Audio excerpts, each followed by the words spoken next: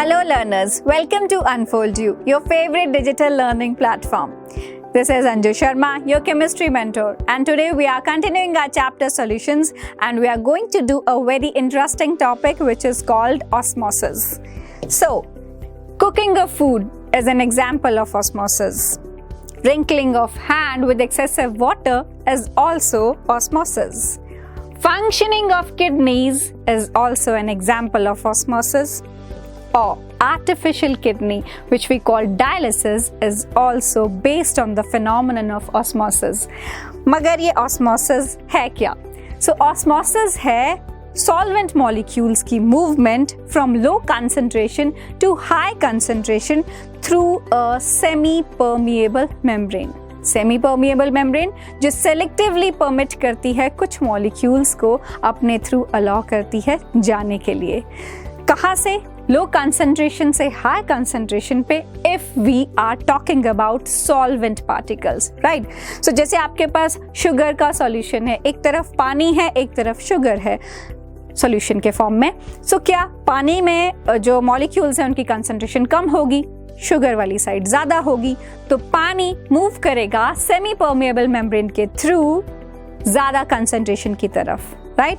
सो ये movement of solvent molecules है. Dilute side से मतलब जहां पर पानी के कंपोनेंट्स की, उसके पार्टिकल्स की, जो मॉलिक्यूल्स की जो कंसंट्रेशन है वो कम है, तो लो से हाई कंसंट्रेशन की तरफ मूवमेंट हो रही है सॉल्वेंट पार्टिकल्स की. सॉल्वेंट यहाँ पर मेंशन करना ज़्यादा इंपॉर्टेंट इसलिए है क्योंकि अगर आप सॉल्यूट पार्टिकल्स की बात करते हो तो वो रिवर्स डायरेक्शन में जाएगी, हाई टू लो जाएगी. Solvent will be from low to high. Osmotic pressure किसको बोलते हैं? ऑस्मोटिक प्रेशर वो प्रेशर है जब ऑस्मोसिस हो रही होती है, वाटर मॉलिक्यूल्स लो कंसंट्रेशन से हाई कंसंट्रेशन की तरफ जा रहे हैं, उस वक्त जो ऑपोजिट साइड से प्रेशर लगेगा कि बस अब इससे ज़्यादा और अंदर नहीं आना है, that pressure is called osmotic pressure, right. So जैसे आपके पास यहाँ सॉल्वेंट है, यहाँ सॉल्यूशन है, सेमी परमेएबल मेम्ब्रेन है, वाटर के मॉलिक्यूल्स इधर से इधर जा रहे हैं, तो अगर आप चाहते हो अब फर्दर मूवमेंट ना हो तो जितना प्रेशर आपको यहाँ पर इस पिस्टन पे लगाना पड़ेगा to stop the further movement of the water molecules, that is called osmotic pressure. Pi से डिनोट करते हैं. पी जो है एटमॉस्फेरिक प्रेशर है, pi is the symbol for osmotic pressure. Then it says it is the equilibrium hydrostatic pressure of the column setup as a result of osmosis, और it is the minimum excess pressure, जितना कम से कम pressure आपको लगाना ही पड़ेगा to be applied on the solvent to stop the flow of the solvent, ताकि पानी और ज़्यादा अंदर मूव ना कर सके. किससे? सेमी परमेएबल मेम्ब्रेन से. उसको बोलेंगे ऑस्मोटिक प्रेशर. और ये मेजर ये होता है generally Berkeley and Hartley method है एक, उसके थ्रू ये मेजर किया जा सकता है.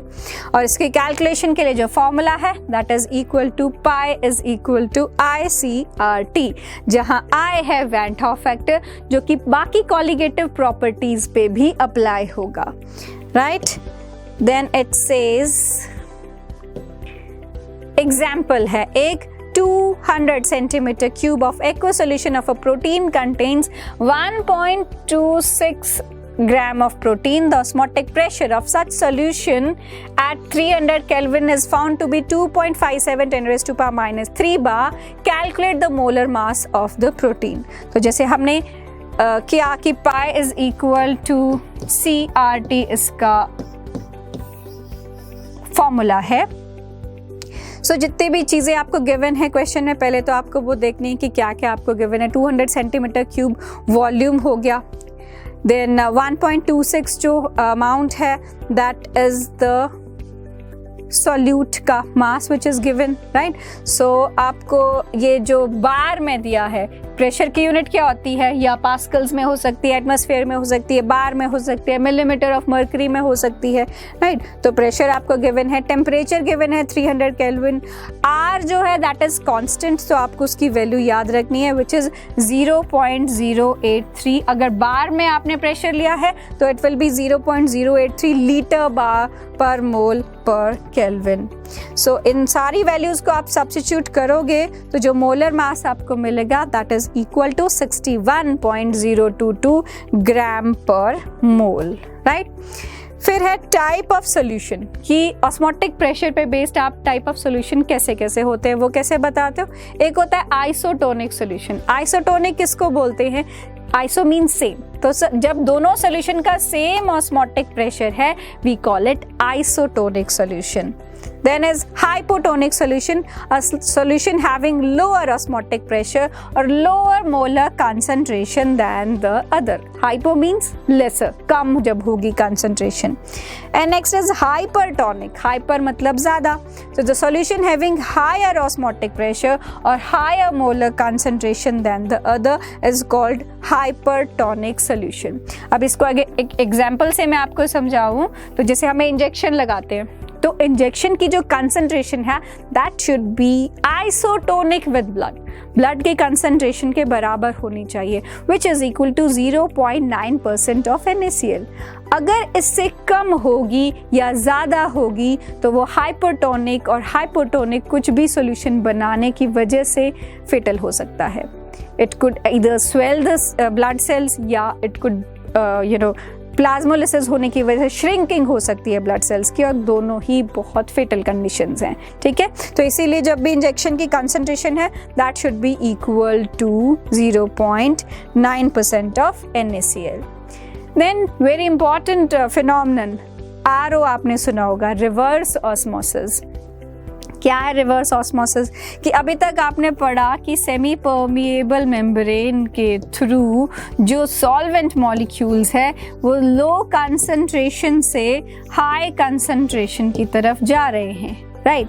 सो अगर आप प्रेशर अप्लाई करके कुछ ऐसा कर दो कि ये हाई से लो की तरफ जाने लगे that will be called reverse osmosis. Osmosis की प्रोसेस को रिवर्स करवा देना, ठीक है। और इसके काफ़ी यूजेस भी हैं। सो ये कहता है जैसे सॉल्ट वाटर और फ्रेश वाटर, आपको सॉल्ट को वाटर से रिमूव करना है, ठीक है। अब वैसे इसकी लो कंसंट्रेशन है, इसकी हाई कंसंट्रेशन है। जो जनरल ऑस्मोसिस है वो लो टू हाई होगी, लेकिन अगर वहाँ से आप प्रेशर अप्लाई करते हो तो यहाँ के सॉल्वेंट मॉलिक्यूल्स जो कि है वाटर मॉलिक्यूल्स वो हाई से लो प्रेशर की तरफ आने लगेंगे। बट माइंड इट, सिर्फ वाटर मॉलिक्यूल, सॉल्ट नहीं आएगा, क्योंकि सिर्फ सॉल्वेंट मॉलिक्यूल्स जो है उनको परमिट करता है सेमी परमिएबल मेम्ब्रेन यहाँ से पास करने को, सॉल्यूट को नहीं करेगा। तो क्या होगा, सॉल्ट वहाँ पर बच जाएगा।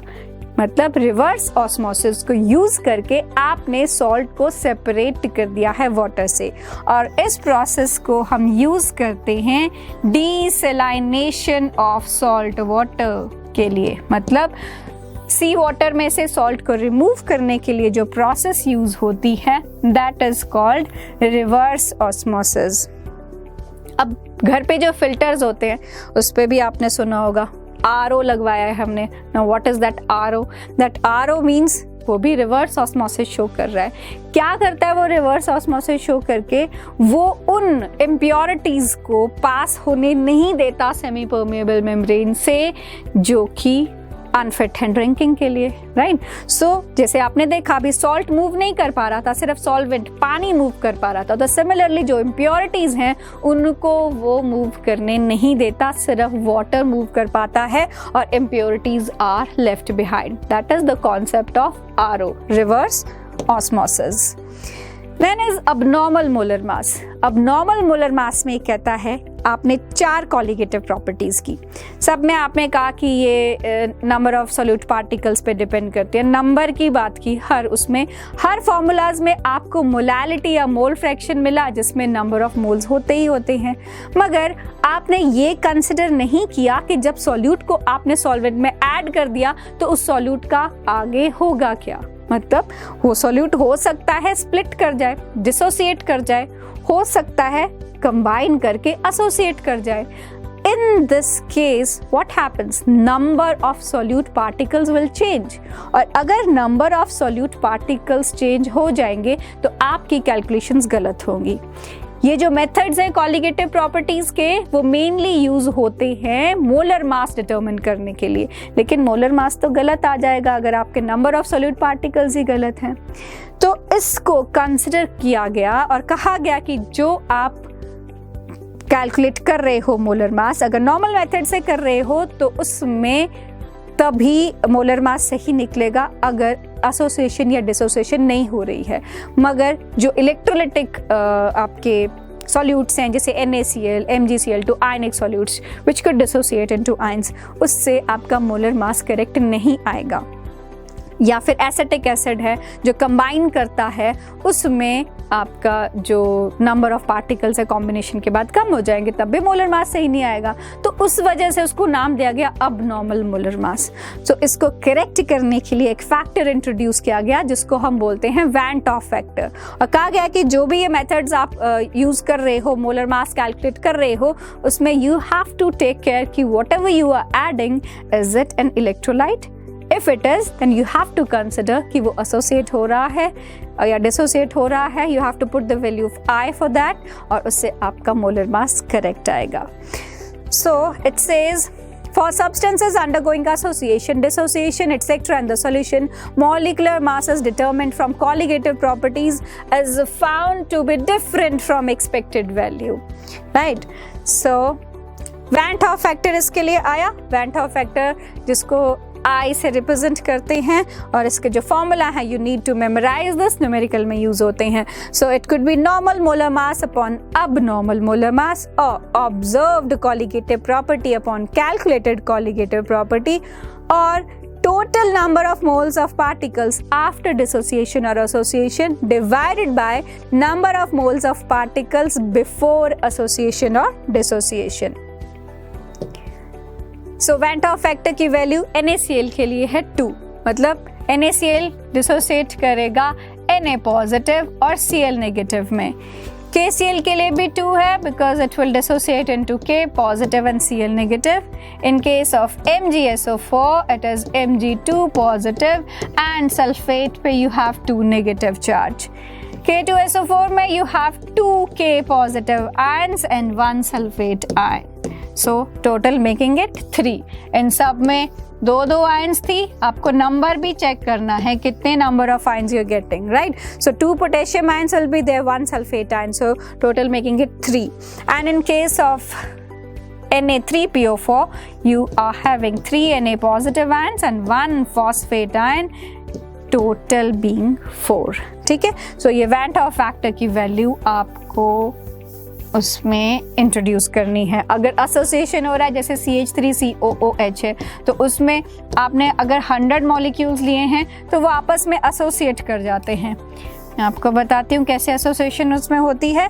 जैसे CH3COOH है तो दूसरा मॉलिक्यूल जो है वो हाइड्रोजन बॉन्डिंग कर लेता है, और अगर 100 मॉलिक्यूल्स आपके पास होंगे तो आपको नंबर में सिर्फ वो 50 मिलेंगे। ठीक है, तो I की वैल्यू फॉर दिस बिकम्स 1/2। ठीक है, so this was the topic. Now let's summarise the chapter. सबसे पहले कॉलिगेटिव प्रॉपर्टीज हमने की। 4 कॉलिगेटिव प्रॉपर्टीज है। Relative lowering of vapour pressure, जिसमें नॉन वोलेटाइल सॉल्यूट ऐड करने पे वेपर प्रेशर कम हो जाता है। Then is elevation in boiling point, कि वेपर प्रेशर जब कम हो गया you have to increase the temperature ताकि वेपर प्रेशर वापस उतना हो जाए। Then depression in freezing point, कि जो फ्रीजिंग पॉइंट है वो डिप्रेस हो जाता है if you add non volatile solute to it. And osmotic pressure, osmotic pressure pi से डिनोट करते हैं which is based on the phenomenon of osmosis. अब इनके फॉर्मूलाज भी आप देख लीजिए। This is equal to P0 minus P1 upon P0 that is equal to XB।